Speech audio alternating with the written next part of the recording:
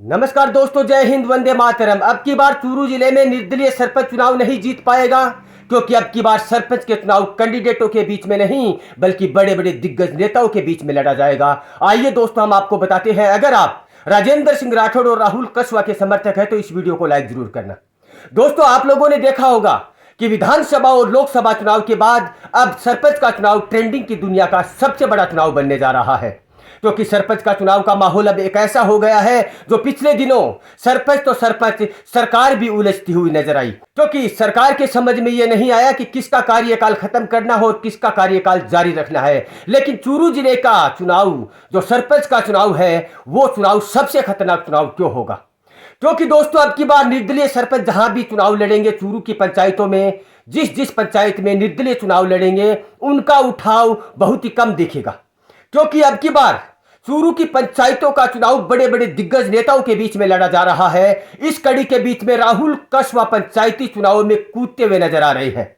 पंचायती चुनाव में राजेंद्र सिंह राठौड़ हमेशा अपनी हलचल दिखाते हैं, हर पंचायत में जाकर अपने सरपंच के लिए प्रचार करते हैं और हर पंचायत में जाकर हर एक वोटरों से मिलकर, हर एक कर्मचारी, हर एक वोटर और हर एक वो जो मोहल्ले का सबसे शानदार इंसान होता है, उनसे मीटिंग लेते हुए राजेंद्र सिंह राठौड़ हमेशा नजर आते हैं।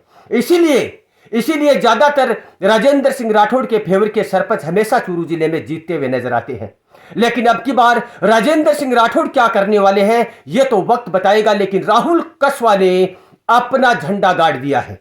राहुल कस्वा ने साफ शब्दों में कहा है और राजेंद्र सिंह राठौड़ को चैलेंज देते हुए कहा है कि अब की बार सरपंच के चुनाव में आप जैसे कैंडिडेटों का पता चलेगा, क्योंकि राहुल कस्वा सरपंचों के चुनाव में अब की बार बेजोड़ मेहनत करते हुए नजर आ रहे हैं और वो हर मीटिंग में एक ही बात कहते हुए नजर आ रहे हैं कि अब की बार सरपंच के चुनाव में कांग्रेस पार्टी के सबसे ज्यादा सरपंच और सबसे ज्यादा प्रधान जीतेंगे।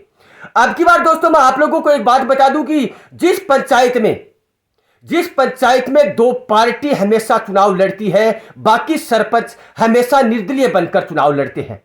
आप लोगों ने यह भी देखा होगा कि जो नेता, यानी कि जो सरपंच का नेता चुनाव लड़ता है तो लोग ये अनुमान लगा लेते हैं कि ये बीजेपी का कैंडिडेट है या फिर ये कांग्रेस का कैंडिडेट है। लेकिन निर्दलीय पार्टी का अब की बार उठाव बहुत ही कम दिखेगा, क्योंकि जब विधानसभा और लोकसभा का बड़ा चुनाव होता है और जब दो पार्टियां आमने सामने टकराती है तो निर्दलीय पार्टी पर नजर नहीं रहती है गांवों के वोटरों का, बल्कि ये तो पंचायत का चुनाव है। अगर दो पार्टी आपस में और दो बड़े बड़े दिग्गज नेता आपस में अगर सरपंच के चुनाव लड़ने की कगार पर आ जाएंगे तो बताइए आप लोग, मैं आप लोगों से कमेंट बॉक्स में पूछना चाहता हूं कि कांग्रेस पार्टी को जिताने के लिए राहुल कस्वा और बीजेपी पार्टी को जिताने के लिए राजेंद्र सिंह राठौड़ जब किसी पंचायत में डेरा डालेंगे तो क्या निर्दलीय पार्टी का जो सरपंच है उसका उठाव हो पाएगा?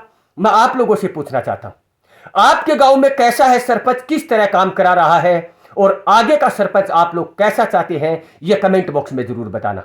वीडियो को लाइक करना, चैनल को सब्सक्राइब करना। जय हिंद, वंदे मातरम।